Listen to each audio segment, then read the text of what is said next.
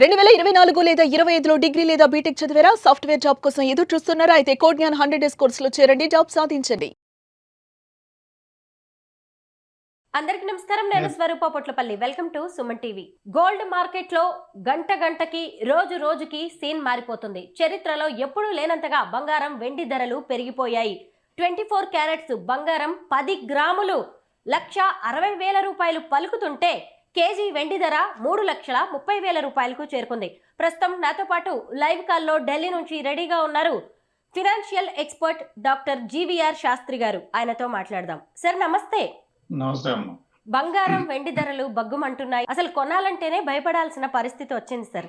బంగారం వెండి ధరలు పెరగడానికి కారణాలు ఏంటంటారు? అంటే బంగారం అనేది ఇట్స్ రిజర్వ్. బంగారం అనేది ఫైనాన్స్, మన ఫారిన్ ఎక్స్చేంజ్ లో ఎక్స్పోర్ట్స్ అండ్ ఇంపోర్ట్స్ కి ప్రతి దేశానికి ఒక రిజర్వ్ గా కరెన్సీ చూస్తే అది రిజర్వ్. అది సో దాన్ని బేస్ చేసుకునే మనం మన క్యాష్ ముద్రిస్తాం. గోల్డ్ రిజర్వ్స్, ఫారెక్స్ రిజర్వ్స్ ఈ రెండు కలిపి 115:85. రిజర్వ్ బ్యాంక్ దగ్గర 115:85 అనే ఒక శాతంలో ఉంటాయి. దాన్ని బేస్ చేసుకునే మనం క్యాష్ ముద్రిస్తాం. రిజర్వ్ బ్యాంక్ ముద్రిస్తుంది. అందులో రాస్తారు ఆ కాగితం మీద ఏమని, ప్రతి కరెన్సీ నోట్ మీద రాస్తారు. ఇది కనుక ఒకవేళ చల్లకపోతే దీన్ని మాకు తిరిగి ఇచ్చేస్తే అంత విలువైన ఫారిన్ ఎక్స్చేంజ్ కానీ గోల్డ్ కానీ మీ చేతికి ఇచ్చేస్తాం అని. దాన్ని గ్యారంటీ, మన క్యాష్ ప్రతి రూపాయి ముద్రించిన దానికి ఒక గ్యారంటీ ఉంటుంది. ఆ గ్యారంటీ చాలా స్పష్టంగా కనబడుతుంది. సో కానీ ఇక్కడ ఏంటంటే జరుగుతున్న పరిణామాలు ఏంటంటే, ఎప్పుడైతే డాలర్ ప్రెషర్ మీదకి వచ్చేసిందో, డాలర్ ప్రెషర్ మీద రావడంతో ఏమైందంటే చాలా ఇబ్బంది అయింది. ఎందుకంటే అది కనబడిపోతుంది. పెట్రోలియం ప్రైసెస్ లో ఎంటైర్ అమెరికాలో వాళ్ళకి కావాల్సింది ఏంటి? Thick crude oil. అది ఎక్కడి నుంచి దొరుకుతుంది? Canada, Russia, Venezuela. కెనడా నుంచి తీసుకోవాలంటే వాళ్ళకి $60 చేశారు. ఎందుకంటే వాళ్ళకి one barrel is equal to $60. అక్కడి నుంచి తీసుకోలేకపోతున్నారు, ఎందుకంటే కెనడా రివర్స్ టారిఫ్స్. ఇంకా రష్యా అంటారా, రష్యా నుంచి కూడా వాళ్ళు తీసుకుంటున్నారు. వాళ్ళు తీసుకున్నా కూడా అది కూడా $57-58 వెళ్ళిపోయింది. సో అక్కడ మాక్సిమం 100% రిఫైనరీస్ ఉన్నాయి అక్కడ అమెరికాలో. ఆ రిఫైనరీస్ వాళ్ళు ఓన్లీ థిక్ క్రూడ్ ఆయిల్ ని వాళ్ళు శుద్ధి చేయగలరు. సో దానికోసం అని చెప్పి ఇంకా అది ఆల్టర్నేటివ్ ఎవరున్నారంటే ఒక వెనిజులా ఉంది. దాని మీద అంచేత వెనిజులా మీద యుద్ధం చేస్తారు. ఆయన ప్రెసిడెంట్ ని ప్రళాన్ని ఎత్తుకొచ్చేసారు. ఎత్తేసి ఏం చేశారు, ఇది కనుక మనం పెట్రోలియం ప్రైసెస్ మనం స్క్రూటనైజ్ చేసి దాన్ని స్టాండర్డైజ్ చేయకపోతే అమెరికన్ ఇన్ఫ్లుయెన్స్ జీరో అయిపోతుంది.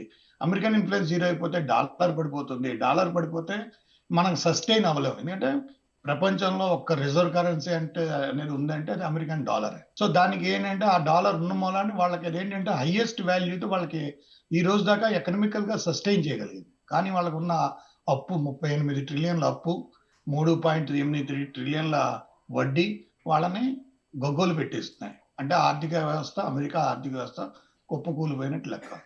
ఎందుకంటే వాళ్ళకి చేత కావట్లేదు, వాళ్ళకి ఏం చేయాలో తెలియట్లేదు, ఎలా దీన్ని సస్టైన్ చేయాలో తెలియట్లేదు. ఏంటంటే వాళ్ళు అక్కర్లేని యుద్ధాలు అన్ని చేసేసారు.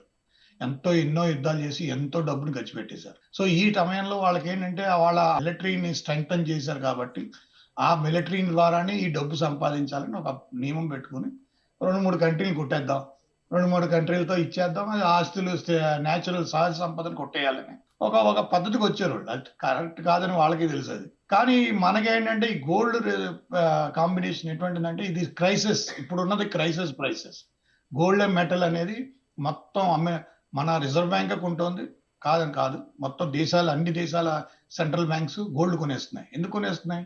వాళ్ళకి తెలుసు డాలర్ పడిపోతుంది. డాలర్ పడిపోతుందంటే సెంట్రల్ బ్యాంక్స్ అన్ని ఏం చేస్తాయంటే వాళ్ళ దేశానికి ఒక సురక్షితంగా ఒక రిజర్వ్ చూపించాలి కాబట్టి ఎల్లో మెటల్ కొంటారు, అంటే బంగారాన్ని కొంటారు.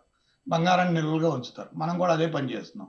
లాస్ట్ 2-3 ఏళ్ళగా మోడీ గవర్నమెంట్ ఏం చేస్తుందంటే బంగారాన్ని విపరీతంగా కొంటుంది. కానీ మన భారతదేశానికి వచ్చిన విషయం ఏంటంటే ఇంటర్నల్ గా ప్రజలు కూడా బంగారం కొంటారు. ప్రజల్లో ఇన్వెస్ట్మెంట్ ఏదున్నా కూడా లిక్విడ్ రూపంలో పెట్టేది కంటే వాళ్ళు ప్రతి దాన్ని దీంట్లో చూస్తారు. ఒక రియల్ ఎస్టేట్ లో పెట్టాలా, బంగారంలో పెట్టాలా.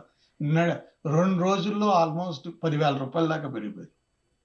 అంటే దాన్ని బట్టి అర్థం చేసుకోండి. సో ప్రజలందరూ ఇప్పుడు ఒకవేళ మీరు బంగారం కొందామన్నా బయట మార్కెట్లో క్యూ ఉంది, లైన్ ఉంది. ప్రతి చోట మీరు బంగారం కొనలేరు, ఎందుకంటే అక్కడ లైన్ ఉంది. అందరూ అడుగుతున్నారు. ప్రతి 2-3 రోజులకి ఇంత డిఫరెన్సియేషన్ వస్తుంది. నా ఉద్దేశం ప్రకారం ఇదేంటంటే క్రైసిస్. ఈ క్రైసిస్ లో ఏమవుతుందంటే ఈ క్రైసిస్ డీపెన్ అయ్యే కొద్దీ డిజాస్టర్లోకి వెళ్తుంది. If the crisis deepens, that it goes to disaster. So now right now it is a crisis price. ఈ క్రైసిస్ ప్రైస్ నుంచి నెక్స్ట్ స్టేజ్కి వచ్చేది డిజాస్టరస్ ప్రైస్. ఆ డిజాస్టర్ ప్రైస్ అంటే ప్రస్తుతానికి మనం నా ఉద్దేశం ప్రకారం ఇంకొక 1 month లో 2.5 lakhs క్రాస్ అయిపోతాం. 2.5 lakhs నియర్ అబౌట్ 3 lakhs దాకా వెళ్ళిపోతాం. ఇంకా అక్కడి నుంచి $10,000 ounceకి వెళ్ళిపోతాం. $10,000 ounce అనేది డీప్ అదేంటంటే డిజాస్టర్స్ ప్రైస్. అంటే ఏంటి, ఇంకా తప్పక కొనుగోలు చేయాలి, మన ప్రతి కంట్రీ సస్టైన్ చేయవలసి ఉంటుంది వాళ్ళ క్యాష్ రిజర్వ్స్ అని. నేను ఇవాళ మార్నింగ్ రిజర్వ్ బ్యాంక్ ఏం చేసింది, 2 లక్షల కోట్లని బ్యాంకుల్లో రిలీజ్ చేసింది. లిక్విడిటీ అయిపోయిందని చెప్పి, లిక్విడ్ క్రైసిస్ ఉన్నాయి ఇండియాలో అని చెప్పి అన్ని లిక్విడిటీని రిలీజ్ చేసేసింది. 2 లక్షల కోట్లు రిలీజ్ చేసింది. సో దాన్ని బట్టి అర్థం అవుతుంది ఏంటి క్యాష్ వాల్యూ డౌన్ అవుతుంది. సో రేపు పొద్దున్న డాలర్ మంగళవారం మనకి మార్కెట్స్ ఓపెన్ అయిన వెంటనే డాలర్ వాల్యూ పడుతుంది. ఇంకా మనం 92 దగ్గర ఉన్నాం. సో ఇది మెల్లిగా 115 వెళ్ళిపోతుంది. అంటే ఏంటి, దాని వాల్యూ ఇంకా తగ్గిపోతుంది. సో ఇంకా గోల్డ్ వాల్యూ పెరుగుతుంది. సో సార్, వెండి ధర కూడా ఈ రేంజ్ లో ఎందుకు పెరిగిపోతోంది? ఎందుకంటే ఈ మధ్య కాలంలో మనం చూసినప్పుడు వెండికి కూడా డిమాండ్ బాగా పెరిగింది. అసలు 3,30,000 రూపాయలకి కిలో వెండి చేరుకోవడం అనేది చిన్న విషయం కాదు, ఎవరు ఊహించండి. దీనికి కారణం ఏంటి? అంటే వెండి మనకి ఆల్టర్నేటివ్ ప్రైసింగ్ అమ్మా. ఆల్టర్నేటివ్ ప్రైసింగ్ లో ఏం చేస్తారంటే ఆపర్చునిటీ ప్రైసింగ్. వీళ్ళు అమ్మలేరు అంటే ప్రజలు మన దగ్గర కంపల్సరీ గోల్డ్ కొంటారనే ఒక వాదం ఉంది కాబట్టి దాన్ని ఆల్టర్నేటివ్ గా చూపించడం కోసం వెండిని, ఎందుకంటే ఇండియన్ మార్కెట్ ఈజ్ వెరీ, ఇప్పుడు చైనా చోట వాళ్ళు వెండి కొనరు, దేశాలు ఎవరు పెద్దగా వెండి పెద్దగా కొనరు. కానీ మన భారతదేశంలో కొన్ని ఏషియన్ కంట్రీస్ లో వెండి కొంటారు. సో దాని మీద ప్రాఫిట్ ఎందుకంటే బంగారుపు బిజినెస్ చేసే వాళ్ళందరూ ఏం చేస్తారంటే వెండిని కూడా ఇచ్చేస్తారు. కాబట్టి వాళ్ళు దాన్ని వాళ్ళ సస్టైనింగ్ అంటే వాళ్ళ బిజినెస్ సస్టైనింగ్ కోసం ఈ వెండి ధరలను పెంచుతూ ఉంటారు. దాని డిమాండ్ సప్లై క్రియేట్ అవుతూ ఉంటుంది. ప్రజలకు కూడా ఆల్టర్నేటివ్ ఎక్కడో ఒకటి ఇన్వెస్ట్ చేయాలి. ప్రజలకు మెటల్ మీద ఇన్వెస్ట్ చేయడం అలవాటు అయిపోయింది. సో వాళ్ళు మెటల్ మీద ఇన్వెస్ట్ చేసే బదులు ఏం చేస్తారంటే వెండి కొనేస్తారు. వెండి కొనే కొద్దీ ఆ డిమాండ్ పెరిగిపోతూ ఉంటుంది, సప్లై అడుగుతుంది. ఎప్పుడైతే డిమాండ్ వస్తుందో సప్లై అడుగుతుందంటే వాళ్ళు ఏంటంటే సప్లయర్స్ ఏం చేస్తారంటే ప్రైసెస్ ఫ్లక్చుయేట్ అవుతాయి. అది ఎకనామికల్ పాలసీ, అదేం పెద్ద ఇబ్బంది కాదు. అది బంగారం మొదలు తగ్గిన అంటే నేను డిజాస్టర్ ప్రైసింగ్కి వెళ్ళిపోయినప్పుడు ఏమవుతుందంటే ఒకరోజు 20,000 పెరుగుతుంది. ఇప్పుడు ఎంత పెరుగుతుంది, నిన్న ఆల్ ఆఫ్ చేయడం 540 రూపీస్ పెరిగింది గ్రామ్ మీద. ఇవాళ కూడా అంతే పెరిగిపోయింది. అంటే ఇంకో డిజాస్టర్ ప్రైసింగ్లోకి వెళ్ళి ఇప్పుడు ఏంటంటే క్రైసిస్ ప్రైసింగ్. డిజాస్టర్ ప్రైసింగ్లోకి వెళ్ళిపోతే ఏమవుతుంది, గ్రాముకి 5,000, 10,000, 15,000 అంతవరకు కూడా డిఫరెన్స్ వచ్చేస్తుంది. సో అలా వస్తే ఇట్ ఈస్ నా ఉద్దేశం 2026-27 మనకి బంగారపు అంటే మన స్టెబిలిటీ అనేది స్టెబిలిటీ అనేది 2026-27లో కనబడుతుందని నేను అనుకుంటున్నాను. ఒకవైపు రూపాయి విలువ పడిపోతుంది, ఇంకొక వైపు సిల్వర్, గోల్డ్ ప్రైసెస్ ఏమో పెరిగిపోతూ ఉన్నాయి. ఈ మార్పులన్నీ మన దేశ ఎకానమీ మీద ఎలాంటి ప్రభావం చూపే అవకాశం ఉంటుంది? మన ఎకానమీ కాదు, మొత్తం ప్రపంచం అంతా ఎకానమీ కదమ్మా. మొత్తం gold it's a global economy, it is a disaster. Global economy పడిపోతుంది. 3.6% పడిపోయింది. 3.6% ఎకానమీ పడిపోయింది. మొత్తం అన్ని దేశాల ఎకానమీ పడిపోయింది. మనదే కాదు, మొత్తం అందరినీ పడిపోతాం. మనం గ్రోత్ రేట్ ఎక్కువ ఉంది. ఎందుకంటే మనది ఏంటంటే అక్కడ ఉన్న కొన్ని దేశాల యొక్క సప్లై లేని మూలన ఆ అవకాశం మనకు వచ్చి ఆ అబ్నార్మల్ అసాధారణమైన అవకాశం మనకు చిక్కి మనం ఏం చేస్తున్నాం, ఎక్స్పోర్ట్స్ చేస్తున్నాం. సో ఆ ఎక్స్పోర్ట్ చేయడం వల్ల మన గ్రోత్ సస్టైన్ అయింది, అంతలోనే ఉంది. సో దానికి మనకి ఎకనామికల్ గా అంత పెద్ద డిఫరెన్స్ కనబడలేదు. కొనుగోలు శక్తి, ప్రజల్లో కొనుగోలు శక్తిలో మార్పులు వచ్చేసాయి. ఆ కొనుగోలు శక్తిలో మార్పులు వచ్చినప్పుడు వాళ్ళలో ఏంటంటే ఒక రకమైన భయం ఉంటుంది. ఆ భయంతో ఏం చేస్తారంటే వాళ్ళు మా పెట్టుబడి కనబడాలి అంటే, రోజు ఇప్పుడు బంగారం కొన్నారనుకోండి, చేతిలో కనబడుతుంది, ఇవాళ మన చేతిలోనే బంగారం ఉంది, రేపు 500 పెరిగిందంటే వాళ్ళు హ్యాపీ ఫీల్ అవుతారు. So it is that kind of ఏంటంటే సిచ్యువేషనల్ మీద ఎక్కువ ఆధారపడతారు. వాళ్ళ నమ్మకం ఏంటంటే సిచ్యువేషన్ మీద ఉంటుంది. ఎప్పుడైతే ప్రజల యొక్క నమ్మకం సిచ్యువేషన్ మీదకి వచ్చేస్తుందో అప్పుడు గోల్డ్ మీదే ఇంట్రెస్ట్ చూపిస్తారు.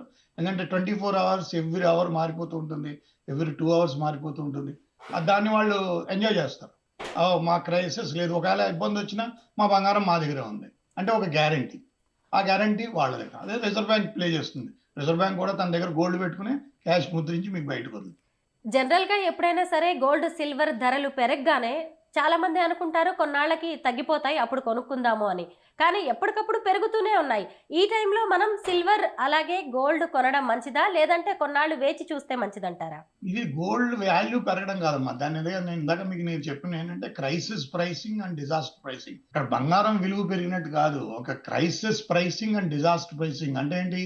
అక్కడ 2 ఇళ్ళు ఉన్నాయనుకోండి, డిమాండ్ అనమాట. మనం కొనేసి ఒకళ్ళ మీద పోటీ పడి ఇంకొకళ్ళు అది మేము తీసుకోవాలనే పరిస్థితిలో తీసుకునే ప్రైసింగ్ కాబట్టి దాని ఇవాల్యుయేషన్ కాదు. అంటే దాని సహజ వనరులుగా అది లభ్యమయ్యే ధర అయితే మాత్రం కాదు. అదేంటంటే ఒక కరెన్సీ ఎక్స్చేంజ్ లో వచ్చిన మేజర్ ఫ్లక్చుయేషన్స్ వస్తాయన్న ఆశాభావంతో, ఎందుకంటే డాలర్ పడిపోతుంది కాబట్టి, డాలర్ ఒక లీడర్ గా ఉంది కాబట్టి, అది మధ్య మార్గంగా నిలబడింది కాబట్టి, సో ఆ ఎక్స్చేంజ్ వాల్యూ మీద ఏంటంటే స్పెక్యులేటివ్ మార్కెట్.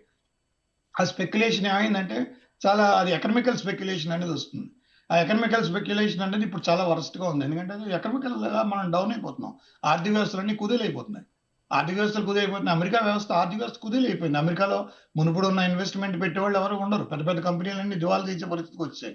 గ్లోబల్ కంపెనీస్ అన్ని పెద్ద కంపెనీలన్నీ చాలా చేతులు ఎత్తేసే పరిస్థితికి వచ్చినాయి. Even Elon Musk is in a big loss. అతను నిన్న ఎకనామిక్ సమిట్ లోనే చెప్పేశాడు, వీఆర్ సఫరింగ్ మేజర్ లాసెస్ అని. సో ఇటువంటి పరిస్థితులు ఏమవుతుందంటే ఈ స్పెక్యులేషన్ మార్కెట్, ఎల్లో మార్కెట్ ఏంటంటే ఎల్లో మెటల్ ఏంటంటే ఒక రకమైన భావన, గ్యారంటీ అనే భావన. ఆ భావన ప్రతి దేశానికి ఉంటుంది. వాళ్ళు దాన్ని బేస్ చేసుకుని ఎదరికెళ్తారు. సో మనం ఆ భావనలో అందరూ మొత్తం ప్రపంచం అంతా ఉంది, మనమే ఒక్కడమేం కాదు. సో అది ప్రజలకు కూడా వంట పడుతుంది. ప్రజల్లో కూడా అలాగే ఉంటుంది. మనం ఇప్పుడు మీరు ఒక అపార్ట్మెంట్ ఇప్పుడు కొన్నారు, ఇప్పుడు ఎందుకు వేస్ట్ కదా, ఆ ఏ రేట్లు పెరగవు, ఇంకా పడిపోతాయేమో అని భయం. ఆ పడిపోతాయన్న భయం, ఆ స్పెక్యులేషన్ ఏమవుతుందంటే మనిషిని it leads to yellow metal. అదే ఎల్లో మెటల్ వైపు దారి చేస్తుంది.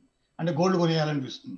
గోల్డ్ కొంటే తెలుస్తుంది కదా, మనం అది అప్పుడు కావాలంటే అప్పుడు అమ్మేస్తే మనకి డబ్బులు వస్తే అప్పుడు మనం కావాలంటే కొనుక్కోవచ్చు అనే ఒక రకమైన గ్యారంటీ. ఆ గ్యారంటీ అనే భావన మనసులో ఉంటుంది, అంతేగాని ఎకనామికల్ గా ఉండదు. సో ఇప్పుడు మీకు ఏదో చెప్తున్నాను, క్రైసిస్ ప్రైసింగ్ దగ్గర వచ్చినప్పుడు అది ప్రపంచం ఏ రకంగా హ్యాండిల్ చేస్తుంది, దేశాలు ఏ రకంగా దాన్ని ఓవర్కమ్ అవుతున్నాయనే చూడాలి. ఆర్థిక స్థితిగతులు మారుతూ ఉంటాయి.